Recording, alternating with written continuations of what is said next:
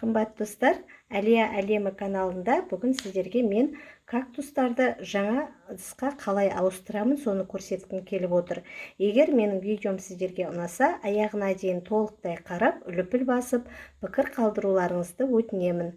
Кактустың көзалдарыңызда 3 түрі тұр. Оның ішіндегі біріншісі мынау Опунция крестата деп аталатын түрі, екіншісі бұл көпке тараған түрі мамилярия деп аталады, үшіншісі бұл цереус деп аталатын түрі. Ал мен өзімнің гүлдерімді мынандай жақсы ыдысқа орналастырғым келіп отыр. Бұл ыдыстар гүл отырғызуға өте ыңғайлы. Міне двойной дно дейміз бұндайды. Және су құйған уақытта жанында міне осындай тесігі бар, соған суды құя қоямыз. Енді ең алдыменен ыдыстың түбіне дренаж саламыз. Мына гүлдердің жанында өзінің деткісі, балалар көп болғаннан кейін тағы да өзге ыдыстарға қосып отырғызу үшін былай бөліп алып тастап отырмын. Енді мына нәрсеге назар аударыңыздар. Бұл жаңа тікенегі мол кактус болғанмен бәрібір гүлдің аты гүл. Бұл өзінің жанындағы баласын жұлып алғанға гүл екеш гүлде ана ол жаны жараланбай тұра ма организмі. Сондықтан мынандай жерге мынау древесный уголь дейміз. Мынау арнайы гүлдер салонында сатылады. Осыны мына жерге жайлап қана себелейміз. Өйткені жаңа гүлдің орны жазылуы керек, бөлініп алған гүлдің орны. Осылай ғана жайлап себелеп шығамыз. Қай гүлге болмасын осындай жасау керек. Гүлдердің жанына артықтарын бір жағынан ары қарай өзімнің өсіруіме тағы да қажет болғандықтан бөліп алып қалдым. Және оған жаңа көрсеткенімдей көмір ұнтақтарын септім. Достар, енді мен дренаждың үстіне бір жұқа қабатына топырақтан салдым. Және бір ескертіп тағы да атап өтейін.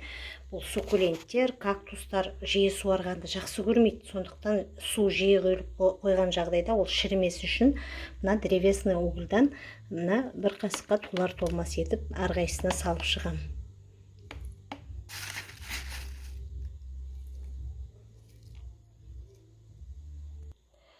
Топырақтан бөлек мен осы грунттың құрамына мен не қосайын деп отырмын. Мына құм, кәдімгі құм, мен өзім туған жерімде Барқын деген жер бар. Ол орманды орман қарағай, қайың өскен, құмға шыбықты тыға салсаң өсіп кететін керемет жер. Сол жерден әкелінген, мен соны үнемі қосамын. Және осы жерден алынған қызыл кірпіштің ұнтағын салып жатырмын. Жалпы суккуленттер, кактустар мына тасы көп топырақта жақсы өседі. Соның ұнтағын салып отырмын міне.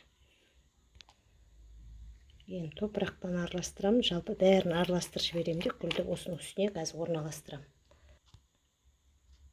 Ал енді қарасаңыздар, мен жаңа баста айттым, бұл кактустардың топырағы 2 қабаттан тұрады деп, үстіңгі қабатына мынандай ұсақ қиыршық тасы аралас екінші түрін қосып саламын.